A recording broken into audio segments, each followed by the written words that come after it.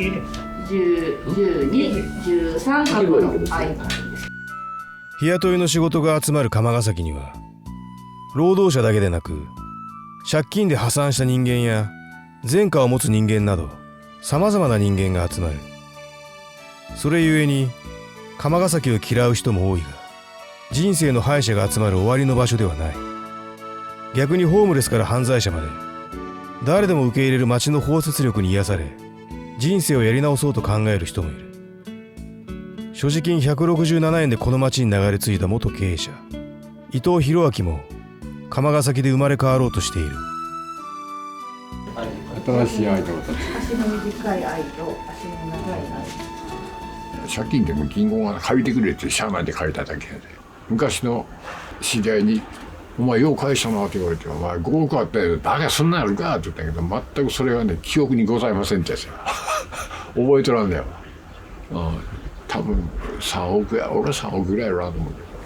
前自分で会社を経営しとって、でバブルで調子こいて、でパーになって、でまあお決まりのコースで別居離婚となって、で一人だけおふくろと2人になって、ほんで借金は背負うやろ。でそれ返してかないかんってことで、7年半ぐらいは一生懸命やったんやわ。本当に睡眠時間3時間半ぐらいで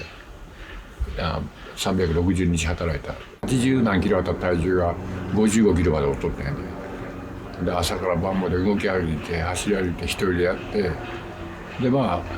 でそうこうしとったらお風呂死んだもんで、死んでから銀行行って本当に300万足らずになっとって減っとって、銀行もそれまでなんつうの虫取るように取ってたら連中が「伊藤さんよう頑張ったね」って言うもんで「何やそれお前ら」って、もう月1万円で返してってくれって言う。それでなんか1万円ぐらい返してもしゃあねえなと思っとったら、でそれから1年遊んどったんやわ。フラフラしてなら先輩が「お前うちの会社へ来てくれんか」って話になって、でその先輩の会社に6年弱おって、でもやっぱり考えてみてもどう考えても資本主義っていうやつで、ましてやこの今の時代の資本主義っていうのは人を騙すわけやんか。弱いもんいじめやんか。もうこんなのはもうほとほと疲れたら嫌やなと思って、俺は未来にでもなるかっていう気持ちでおったんやけども、でもやっぱり人間って生きたいっていう気持ちもあるでね、高野山へ俺山に行った。で銭ないしと思って、その説明したら泊めてくれるお寺があって、宿坊が。でそこ行ったら布団部屋やなと思ったら、とんでもないちゃんとした部屋で晩飯も食わしてくれて、朝飯食わしてくれて、ところがその終わった後で言いに行ったんはただ心苦しいでなんかそういうでもしますって言ったら大丈夫ですよって話で、でも高野山には冬場やから仕事はないと。で本当に仕事をするんなら大阪駅へって言ってね、当てがないから言われた通りに、素直に行こうかと思って、で大阪へ来て、でもう最後本当に167円になった時にはこれはもうどうしようもねえなと思って、で岸の館玉出っていう駅があるんやけど、あそこからずっと歩き出して高架の下を南海の下をならちょっと歩くと24時間やってるコインランドリーがあって、でそこへ入ったら寒いしと思って、で入ってちょっと休んどったら自転車乗ったおっさんが来て、でそこで弁当食い出したよ。お父さん何洗濯せえへんの？ここはあったかいしな、ここで食べれるんやって。俺の部屋は汚いし狭いでなっていう話になって、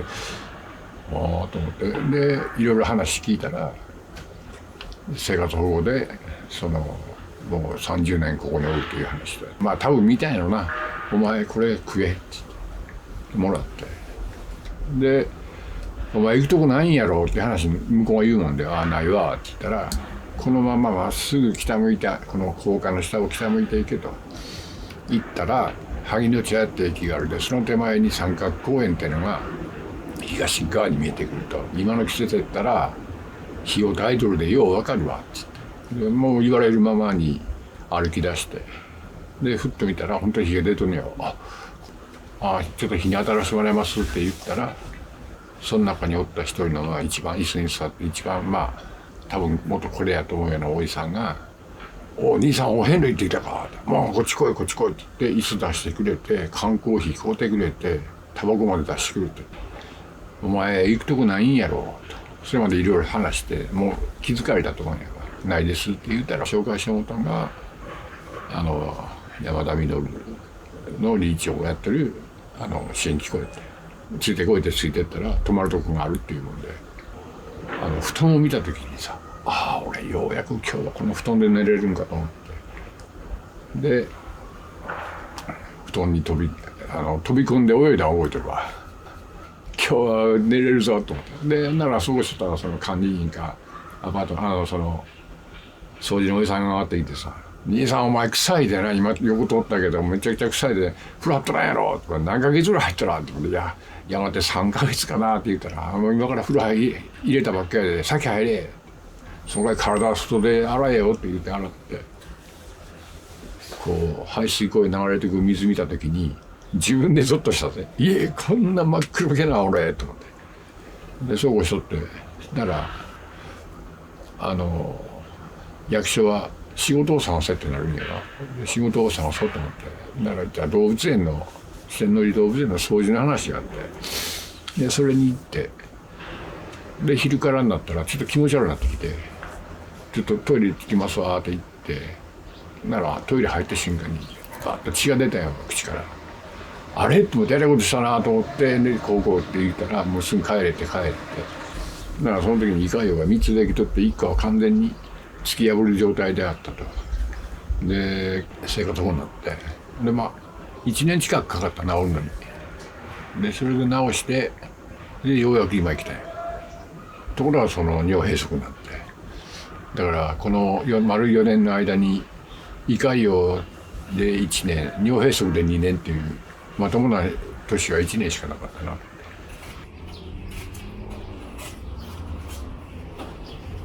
俺ここへ来てから4年の間に一番思うのは、若いやつが増えた。世の中が寛容じゃなくなってきてるやん。だからそれはかわいそうやなと思って、だから日本に一つだけこういう場所があってもいいんちゃうかなと思って、だから俺いつも冗談で言うけど、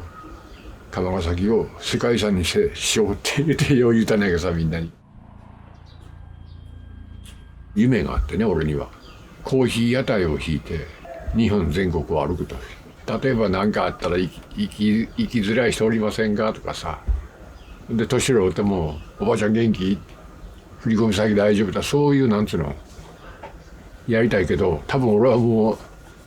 体力的には難しいけど、それをやる若いやつらをどんどん集めたのかなって。でもっと夢があって、コーヒー屋台のチェーン店を作ったのかなって日本全国に。でそれはなぜかったら、そのスターバックスかあんな大きなとか一局で儲けるんじゃなしに、みんな生きづらい引っこもりの連中も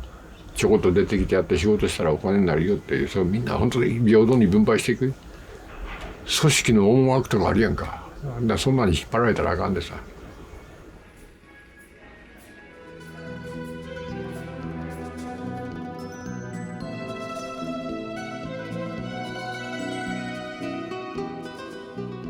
釜ヶ崎を踏み台に人生をやり直そうとしている人間は他にもいる。班長として特別清掃事業を取り仕切っている小暮だ。児童養護施設で生まれ育った小暮は中学卒業後、大工を目指して職業能力開発校に進んだ。だが腰を痛めたこともあり大工を断念。その後は職を転々とした。詐欺グループに所属していた小暮は免許証の偽造や還付金詐欺などに手を染めた。その後逮捕・起訴された小暮は2年の刑期を終えた後、釜ヶ崎にたどり着いた。刑務所に入ってたのは2010年から2012年までやったと思う。最初はなんか古物商を やってるみたいな感じやったんですよね。でそこからなんかだんだんリーダーだった人間がどんどんその犯罪まがいのことを知れるようになって、でそれで要はそっちの方が儲けがいいという感じで、だからその儲けに飛びついて美味しい話には何でも飛びつくっていう感じになってしまって、その当時はまだ大阪府ってオレオレ詐欺に日本一騙されない県とかって言われてたんですけど、そこでね還付金詐欺を思いついたりとか、今振り込め詐欺で世間を賑わしてるような礎の部分をなんか最初にしたグループの一派みたいな、アイデアマンみたいな感じになってナンバー2みたいなところまで行ってしまいましたけど、1日で300万400万とか普通にザラでしたね。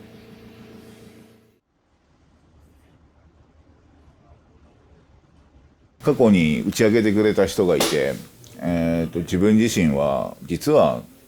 刑務所に入ったことがあるんだ。で僕がここでその刑務所に入ってたことがあるっていうのを結構大っぴらに言ってて、俺はそういった過去があるっていうのを人に言うことはできないけども、でもなんかそういう過去がある小暮さんがそうやって今ここで頑張ってる姿を見ることが、今自分が自分も頑張らなきゃって思えてることにつながるんだよみたいなことを言ってくれた人がいて、なんかそれがあったからこそ今もこの仕事を続けられてるのかなと思います。どっかね、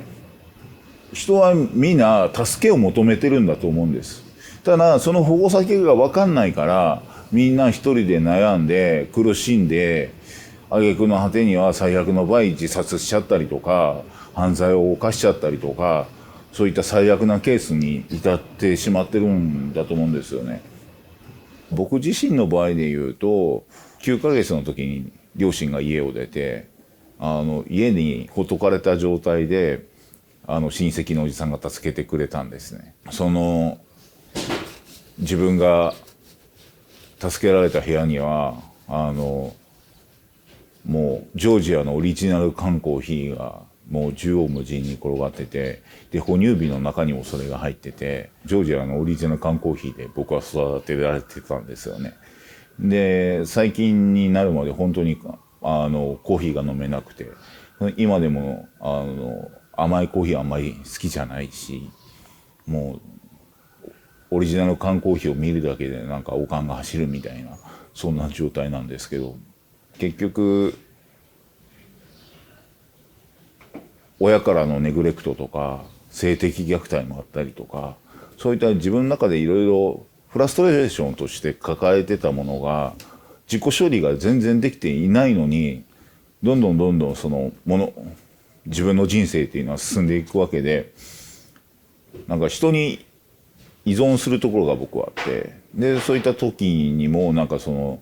信頼されてた人間から裏切られたことがなんかすごい、どうせ自分なんかどうでもいいんだって、どうなってもいいんだっていう、そういう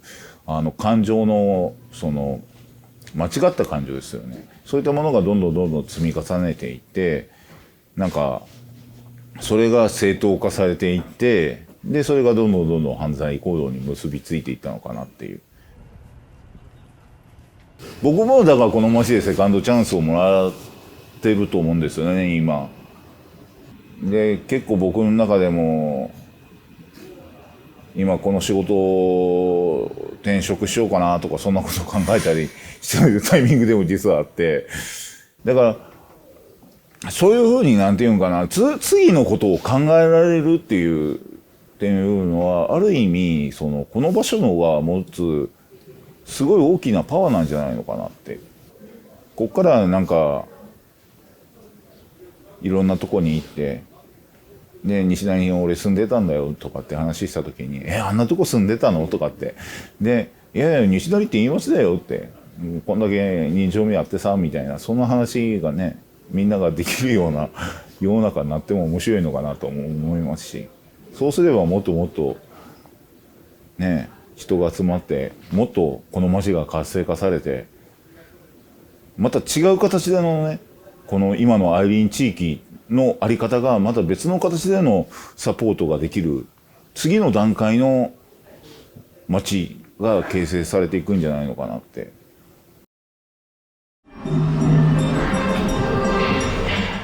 あと10年もすれば